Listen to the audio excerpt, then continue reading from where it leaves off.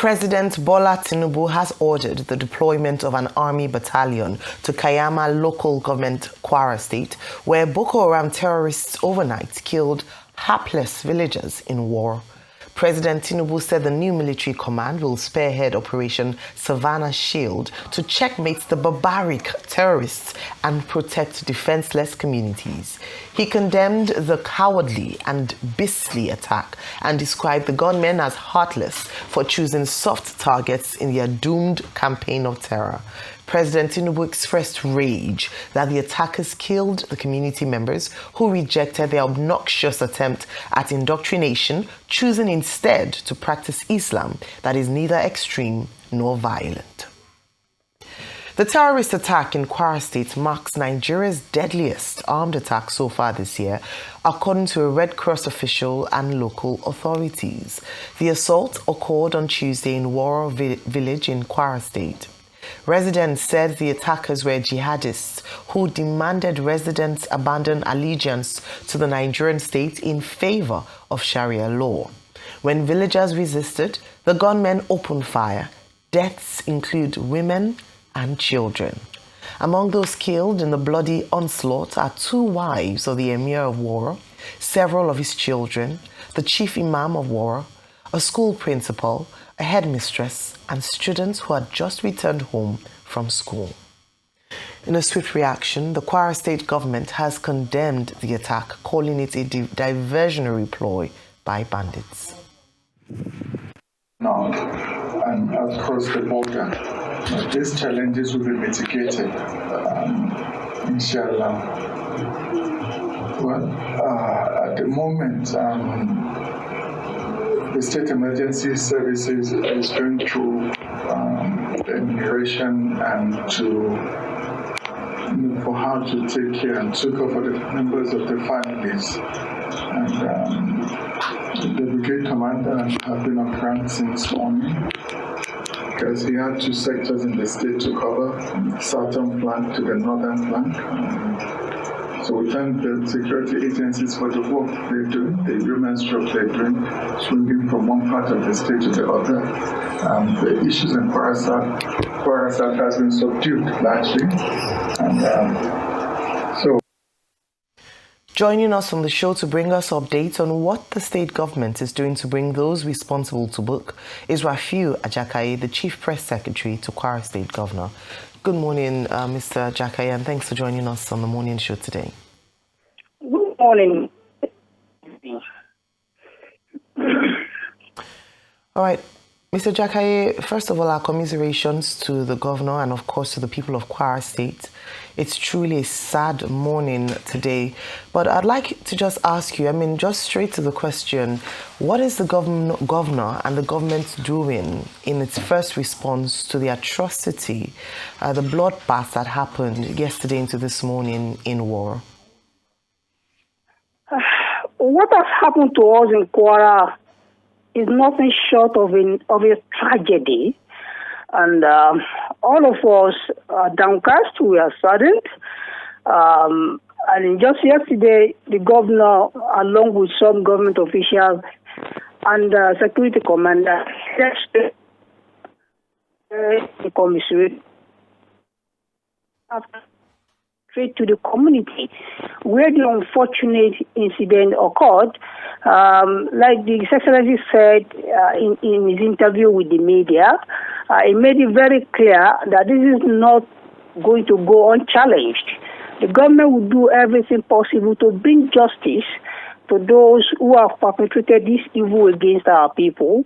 And Mr. President has rightly announced a new battalion of soldiers to Kwara North, specifically to Kaiama, to combat these terrorists. The government is also working with the local authorities to please work in synergy with the security agencies and to fish out local perpetrators who are conniving with these terrorists to inflict maximum pain on our people. Okay, Rafiu. Well, I don't know whether this is the appropriate time to wish you a Happy New Year. We've been having conflicting figures in terms of casualties, even if it was 1 life or 2 that was lost.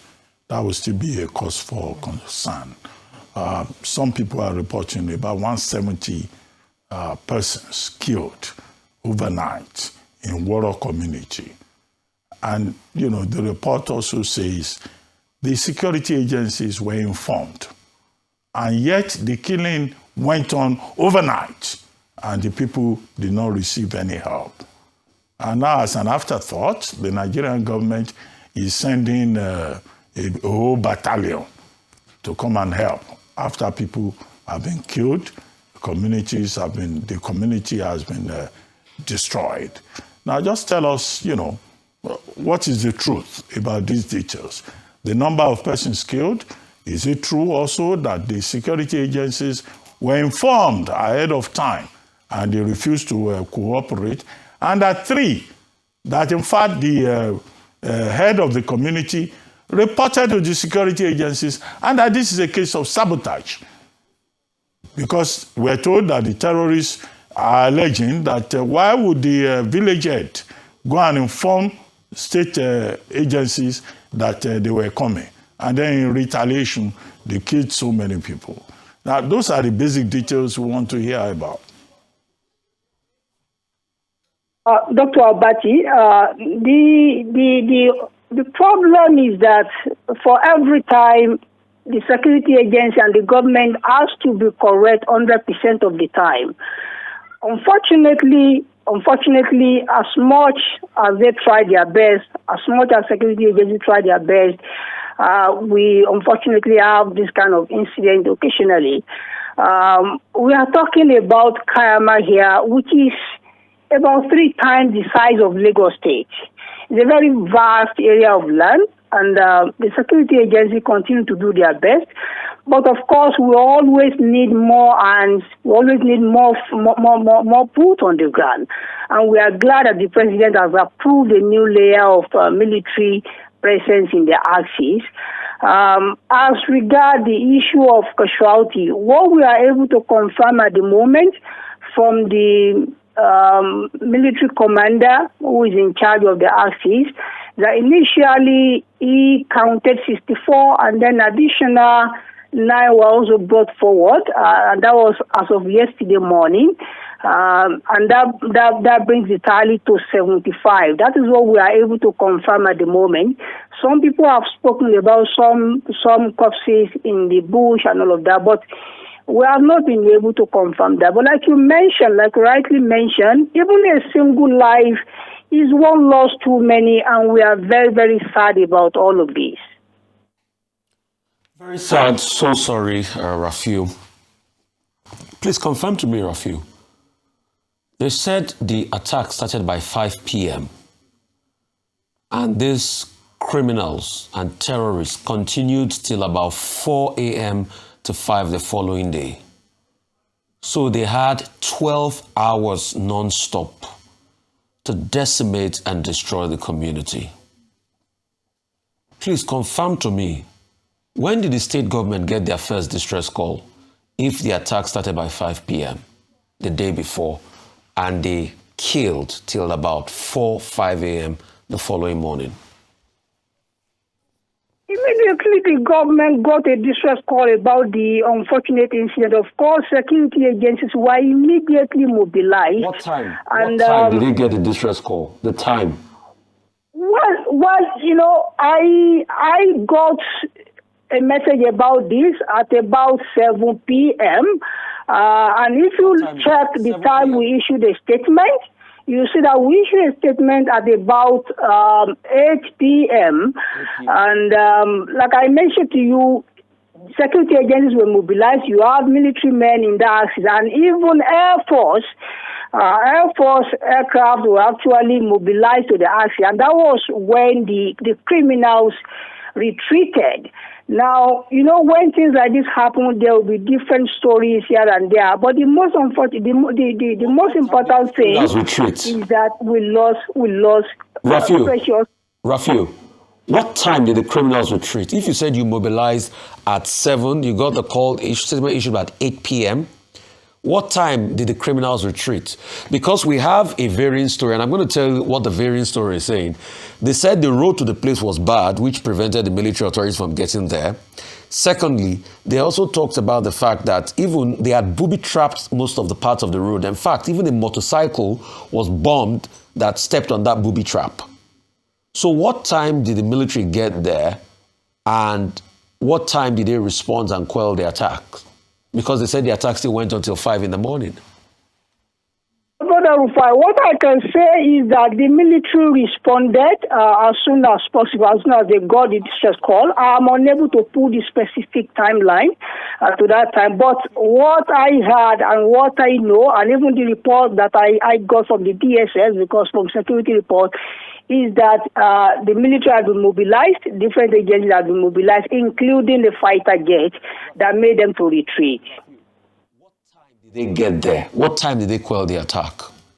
What's I the just time? told you that I'm unable to put a specific timeline to that. Okay, so you don't have a wasn't there timeline. when this happened. But what I'm telling you is what the eyewitnesses reported.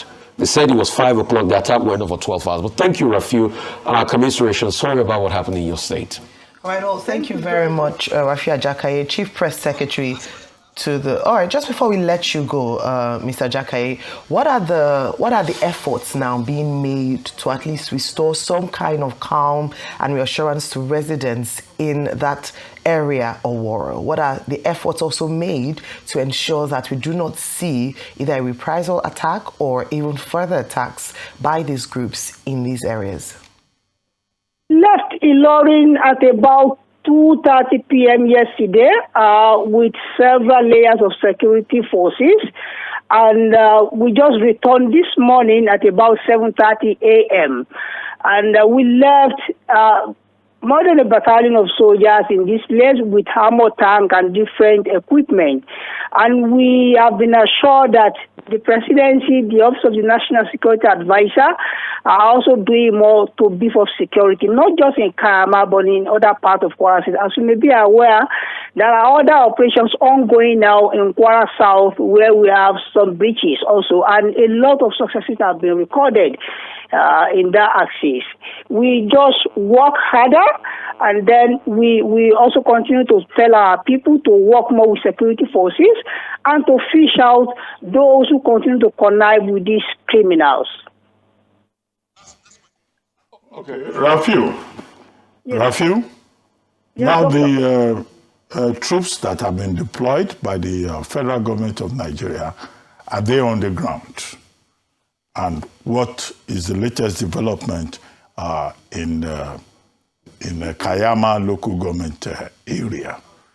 Just give us the latest development. We've been talking about the deaths, the killings. We left Kaiama, which is the headquarters of the local government, at about 11:30 p.m. last night. And we got to Kwara, where the unfortunate incident happened at about 1 a.m. And when we got there, we met several soldiers, armor tanks, and some other military equipment, and we left them there. And even as we were traveling back to Ilorin this morning, we met a couple of them on the way. So the government is not leaving any to chances. But more importantly is that we appeal to our people to continue to work with the security forces and to ensure that we are vigilant enough to fish out local perpetrators who give intelligence to these criminals. Okay, thank you so much, Rafiu. We'll be taking on the village head of Kwara village, Alhaji Umar Bill Salihu, that is joining us. And Alhaji, so sorry, our commiserations. It is very sad what happened. Alhaji, please, I'd like to ask you, at what time did you people call the government, the first distress call? Because from some of the things you are told Daily Trust before, we hear that the attack happened from about 5 p.m. to about 4 a.m. the following day. So at what time did you call government, and at what time did the military respond? Alhaji. Yes, sir. It happened after 5. Immediately, we alert the security agents, and before they came down, it was midnight, around 3 o'clock. So, You alerted the security agents as the thing happened after 5, but they didn't come until by 3 o'clock, right? 3 a.m. Because So they came by 3 a.m. So that was from 5 p.m. to about 3 a.m. 10 hours. That's about 10 hours. The military only came 10 hours after. Secondly, when the military came, did they have Air Force with them? Did you hear about planes there? Did they engage the bandits? Did they kill the terrorists? Did they kill some of them? In fact, exactly when the incident started around 2 to 3 hours ago, there's a plane that took off from Nibusa that is doing some surveillance. We don't know whether he has bombed them or not, but we see plane going all over the places. Over the places. Exactly. All right. Okay, so that means that plane didn't engage them. The plane didn't interdict. It didn't throw any armory at them. But when the military came, did they kill the bandits? Did they kill the terrorists? Did they engage them when they came? No, before they came, they have left that place. What they do was that they plant a bomb on their way, so that if they are coming, the bomb will affect the military men. So God willing, one trailer came before the military, and the bomb now bombed the whole trailer. So the military did not attack them. The bandits had gone when the military came. All right. Okay, Alaji Salihu, I'm so sorry about what happened. Now, according to a professor from close to your town, he mentioned that you played a critical role, or at least a significant role in this. What happened? That you had received a letter, which you then reported to security agents, and it's based on that they felt that it was audacious and they came to attack and kill. Can you please verify what really transpired? What happened? Thank you, ma. I think about a month ago, they brought a letter that they serve my own community and the community very close to me, Nuku community, that they are coming down to come and preach. So I received a letter. Immediately I received a letter. I WhatsApped the DSS in Kaiama. The following day, I took the letter to the Emirate, and I know the necessary information must have go to the appropriate quarters. So they wanted to come, but the militaries went there for patrol. Initially, we have a military base there. We have about 15 soldiers there. So they about 5 or 3 months ago, they came there to attack those militaries. Since then, they evacuated them there. We don't even have any security present in that area, in that oasis, and that will give them that right to come anytime, they enter anytime, and do whatever they like. Okay. Okay, sir, I would like you to just assist us with a number of clarifications. One, that these persons who attacked the community, that they belong to the Mahmuda terrorist group, and that they were trying to impose a different kind of doctrine on the community. Exactly. Two, also clarify for us the fact that the persons who were killed, or the victims, are Muslims, and that this is a Muslim on Muslim attack, not Muslim on Christian, because that would then clarify the nature of the kind of crisis that we have in Nigeria. Three, another clarification that we need from you. You were said to have contacted the authorities, but that somehow somebody in the security side, went ahead to inform these Mahmuda terrorists and gave them information. And it was because you had reported the incident asking for help 1 month earlier that the terrorists now came and attacked the Waro community. These are the basic issues, in some of the reports that I have read.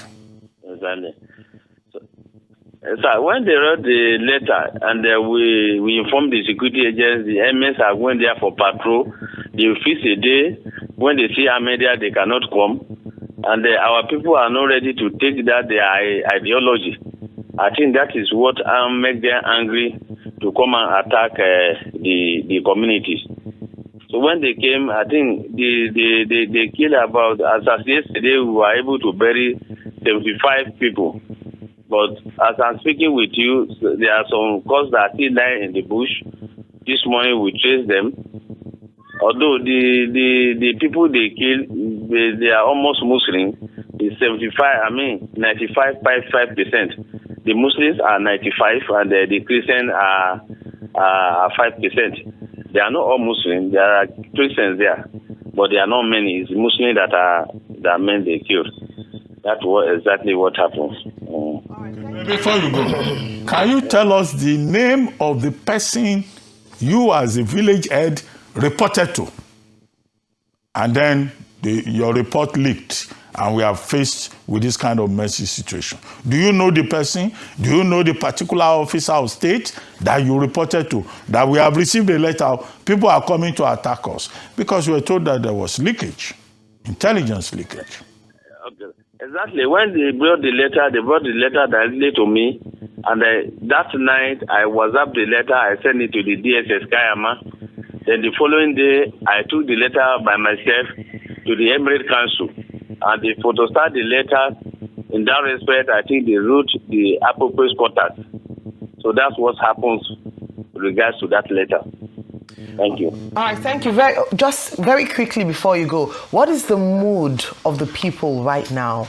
Do they feel reassured by the efforts made by the state government so far, or is there what more would you like the state government to do at this time? The governor is there yesterday. He came to Kaiama in the night. He insists that he has to go there. Sorry, to see things by himself. We were there. We went there to 12 and then we came back to 3 yesterday night before he came back to Ilorin. He went there, he see things by himself. He see the number of destruction they made. They burned almost half of the villages, including my house. You see, he even made some calls lying down. Up to now, we cannot bury all of them because people are tired yesterday. They bury. We have to reach some calls till this morning. The governor is there, and immediately they sweep into actions. They direct the Kanji, barrack to provide 35 soldiers, which are presently they are there now. The Saki provided 15, and with some forest guys, I think there are about 80 security agents that are there presently now. All right. That's good to hear. Thank you so much, Alhaji Salihu. Thank you. I hope you all keep safe out there, and thank you for the work that you did. We really applaud you. Thank you. The federal government has clarified reports in other news surrounding the presence of United States troops in Nigeria, stressing that their deployment is limited to intelligence support and training as part of ongoing cooperation to combat terrorism and insurgency.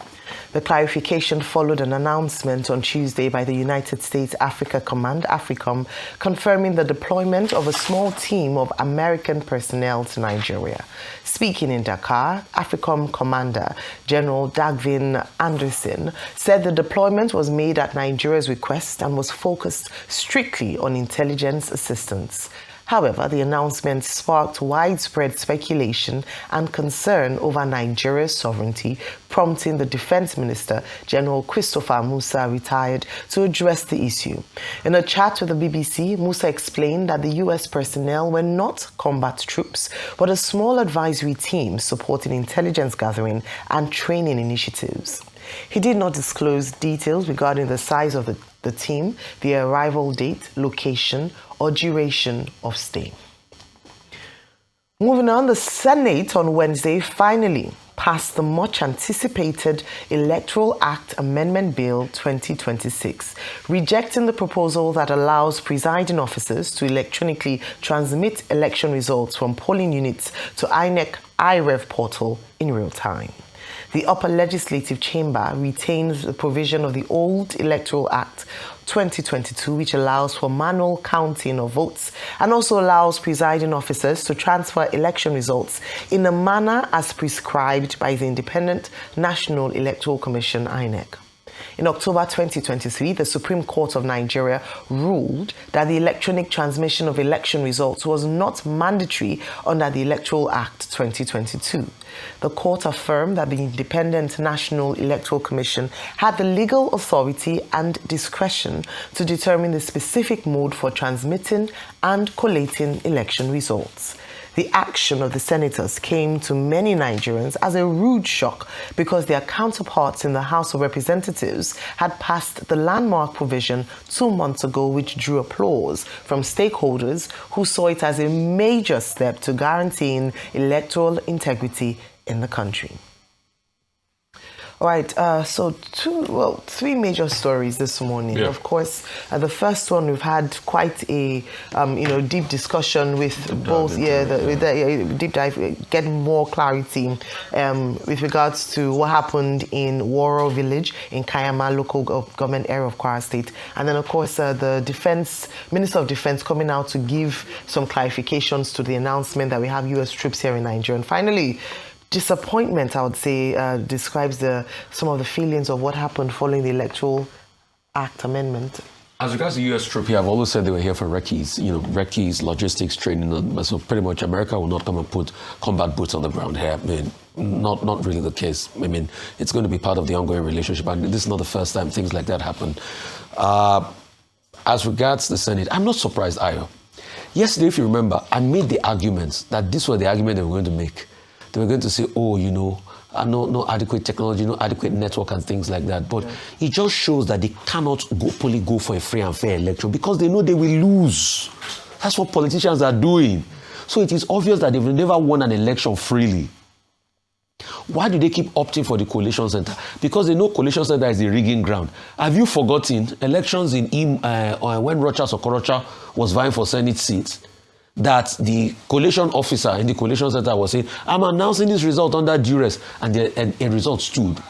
So it is the coalition center they know how to manipulate. So you see, with this use of technology, they have seen, okay, even if people don't vote for us in the polling unit, we'll turn the elections around in the coalition center. And that's why they will never allow IREF to be the independent arbiter so that we can cut off the coalition center. So that once you post results from the polling unit, it goes to IREF and we start to see results for them. So they are not ready, Ayo. It's the hypocrisy. It's the hypocrisy they do. They only do things to favor them. Even the people that are selling PVCs, they said they should not give them 10-year ban from election. You know what they said? They should give them 5 million fine because they know they'll be able to pay the fine easily. Please, they are already selling PVC in most parts of the country. Political parties are harvesting and buying PVC for people and buying for 50 or 60,000 naira. So we know all of that is happening. As regards what happened in Kwara, like I always say, there's no security in this country. May God, I pray for you, Dr. Abati, I pray for you, Ayo, I pray for you watching me. May God not allow Nigeria happen to all of us, because if it happens to you, you have no security.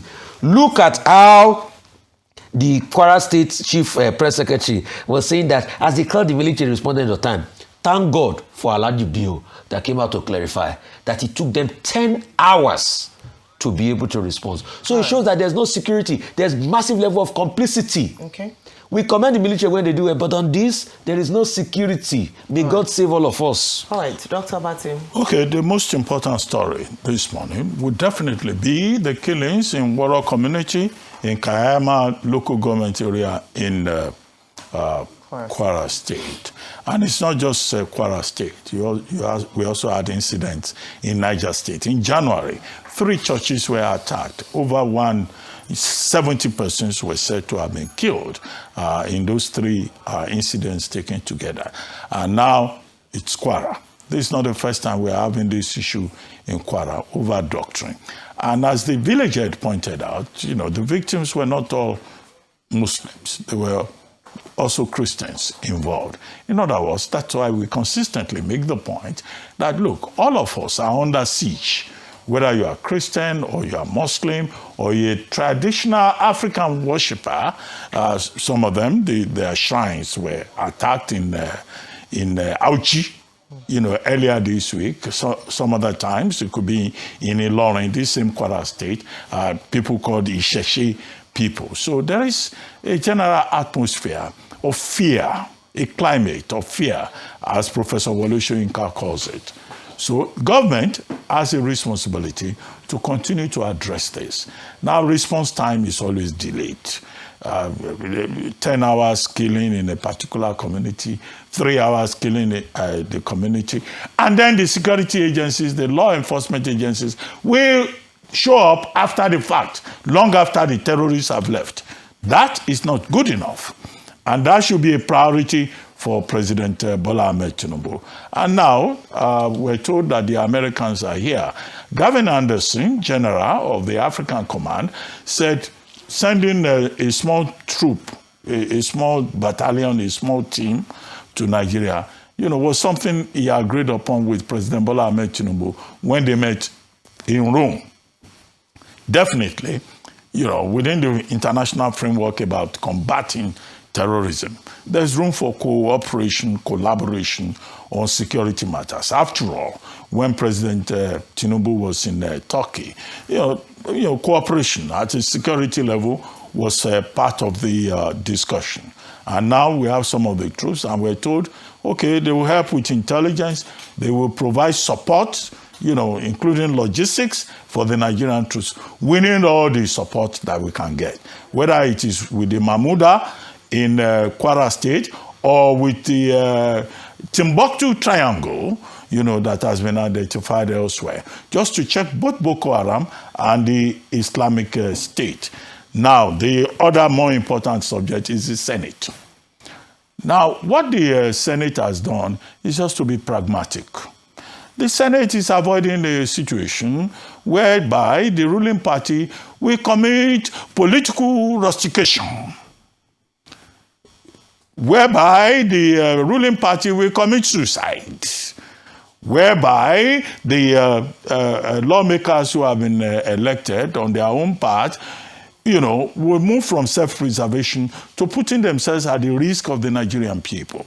First element that I see here is the lack of trust in the people's ability to choose their own leaders. And we keep insisting that the people should be the ones to choose their own leaders. So when you now say you don't want real-time transmission, what it means is that you don't want the voters themselves to determine the results. Yeah. You are saying, you are retaining Section 60 and saying that, the INEC should be the person to use his discretion about how results are transmitted.